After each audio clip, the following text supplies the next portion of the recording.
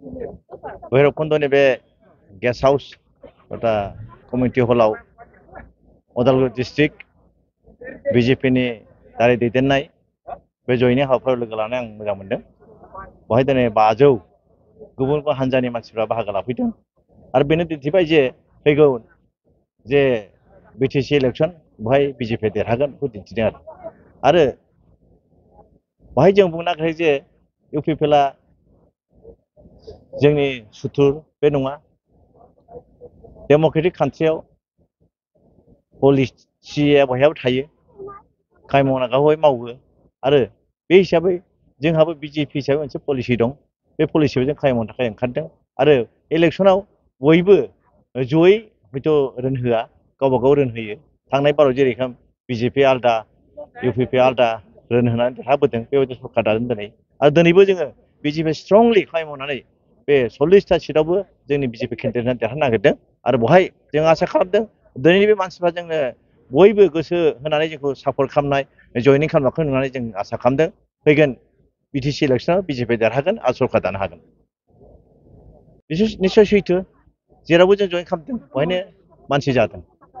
दाख्लै 15 आगस्टआव दतमायाव 1500नि बारा आरो 22 तारिखआव 21 तारिखआव कसुगावआव 600नि बारा आरो बिदिनो गुबुन गुबुन जायगायाव जागासिनो दं आरो दिनैबो 500नि बारा बेवहाय गोबां मानसियानो जयेन खालामबाय। बेवहाय बर'ल' नङा गुबुन गुबुन हारिनि मानसिफ्रा जयेन खालामदों बिजेपिखौ मोजां मोननानै आरो बेनो प्रमान खालामदों जे फैगोन समाव बिजेपिनि सरकारा जों दानो हागोन बेखौ आसा खालामदों। दिनैसिमबो इउपिपिएल आरो बिजेपि गावस्रायाखै इलेक्सनाव दं होनना नोंथाङा दिनै सिगांनिफ्रायनो माने इउपिपिएल आरो बिजेपिनि गावस्रानाय जोंनाथ' बे जेनेबा नैबे बिटिसि जे आगोलाव जे एलायन्स दं बे एलायन्सआ इलेक्सनसिम थागोन।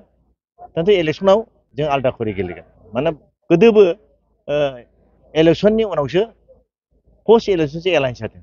प्रि इलेक्सन एलायन्स जायाखै। एबारबो बिदिनो पस्ट इलेक्सन जों एलायन्स जानो हागौ। हयथ' बिजेपिबो जानो हागौ, इउपिपिएलबो जानो हागौ बा सोरबा जानो हागौ। जों बेखौ दिनै बुंस'नो हाया। गोजौनिफ्राय जोंखौ जे निर्देश होयो जों बिदिनो मावगोन। बिपिएफ आरो इउपिपिएलआ जुदि थारैनो जुदि खौसे जामारोब्ला नोंथांमोननि बागै माबायदि जागोन? जोंहाथ' जोबोद मोजां आसा खालामदों।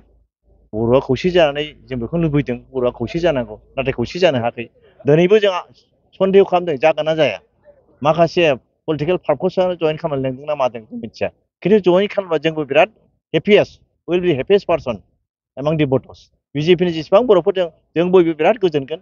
नाथाय बर'फ्रा खौसे जानानै जुजियोब्ला बिराद मोजां मोनगोन जोंबो। आरो बेवहाय जों जेसेबां जोंनिफ्राय जेरै हेल्प खालामनांगौ जों बेखौ खालामगोन। मोनसे बाथ्रा इउपिपिएलनि दैदेनगिरि बिथांमोना बुंदों नोंथां जेबो गैया आंनो मावनो जेबो होनाय जायाखै। बेखौ सिबा बुङाखै बेखौ सोरबा सासे राजनितिक पार्टिया होनदों। आं बेखौ सोंगोन आंनो मा खामानि मावनो होदों आं बेखौ सोंगोन। आं दा सोंनाय नङा बिथाङा जुदि सिरियासलि आंनाव सोङोब्ला माखौ मावनो होदों माखौ मावहोआखै आं बेनाव सोंगोन। दा जे रोखोम दायित्थ' मोनदों आं बेखौ मावगासिनो दं। बेनि बादै जों जेबो मावाखै। गोबां दोलोव फैनानै जयेन जाबाय दिनै बहुत मोजां दिन जिहेतु सारा उदालगुरि जिल्लानिफ्राय प्रत्येक मण्डलनिफ्रायनो बांसिन एसटिफोर बिनि भितरावबो बांसिन बर'फोर दिनै फैनानै बेहाय भैरबकुन्द बे धनसिरि रिसर्टआव जयेन खालामफैबाय। बेखौ मोनसे जोङो बिटिआर बिजेपिनि माबा वार्कार्स कअर्डिनेसन कमिटि मोनसे बेनि हेफाजाबजों बिनि इनिसियेटिभजों दिनैनि जयनिं प्रग्रामखौ लानाय जादों।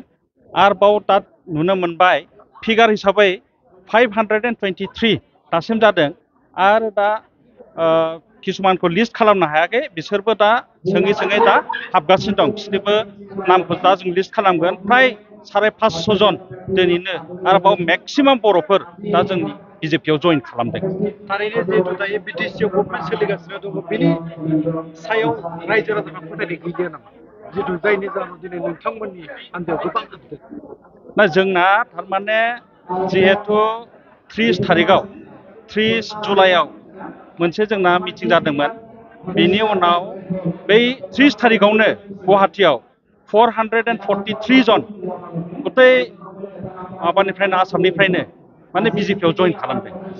ओइदिनखालि जयेन खालामनायनि उनावनो 4 तारिखआव स्टेट एक्जिकिउटिभ मिटिं जादोंमोन। स्टेट एक्जिकिउटिभ मिटिं जानायाव गुवाहाटियाव माननीय जोंना मुख्यमन्त्रि हिमन्त बिश्व शर्माया बे बुंबाय जे थांनाय बारावबो 26टा सिटआव जोङो रावनिबो सहाय लायालासिनो इन्डिपेन्डेन्टलि जोङो गेलेदों आरो एबार 26थ' नङा जोङो 40थायावबो जोङो इन्डिपेन्डेन्टलि गेलेगोन रावजोंबो जोङो हेफाजाब लाया बे एनाउन्समेन्टखौ बे 4 थारिखआव बिथां होनाय लगे लगे बिनि उनाव सप्तासे नैनि उनावनो सोब मण्डलावनो जेरै ननाय सेरफाङाव जाबाय फ्राय 300 बिनिफ्राय भेरगावआव जाबाय फ्राय 200 बिनि उनाव दिनै बेहाय जाबाय भैरबकुन्द आरो रौतायाव जाबाय आरो दैलि बेसिसाव फिसा फिसा जायगायाव जोंना जइनिं जागासिनो दं मेक्सिमाम जों जइनिंखौ BPF निफ्राय लानाय जादों आरो UPPL निफ्रायबो एक्स UPPL मेम्बार बिसोरखौबो जों लानाय जादों दा फैगोन जिथु काउन्सिल बिसायख'थि जानो थांगासिनो दङ औ बारा सम गैलिया औ बिनि थाखाय माबायदि प्रिपारेसन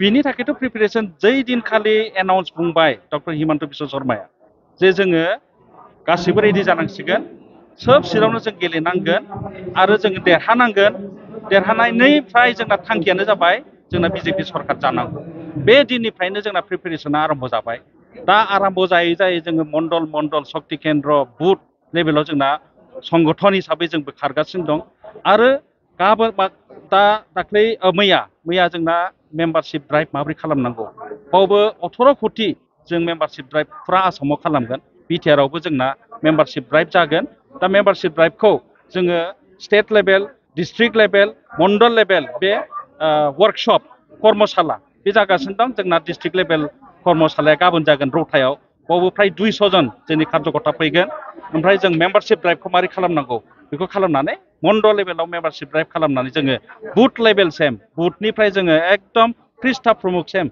जोंना कार्यकर्ता जों रेडि खालामगोन दा 1 मास 2 मास 3 मासनि उनावनो जोंना ओरैबादि स्ट्रं जासिगोन आं सानो जे जोंजों खुनु तुलना खालामनो हानाय नङा बयबो मोजां मोननानै फैजोब्बाय हाद्रिया बहुद गुफुंबाय जों लाखिनो हाला गावखौनो गावबो पाब्लिकआबो जों खावलाया लाबासिनो फैयै गावसोरनो बुङो जे जों जइन खालामनांगौ अबा होबथा जादों थेवबो बिसोरो जोंखौ बुंहरदों जोंखौ होबथा नागिरदों थेवबो जोङो थांगासिनो दं जों जइन जागोन होननानै धन्यबाद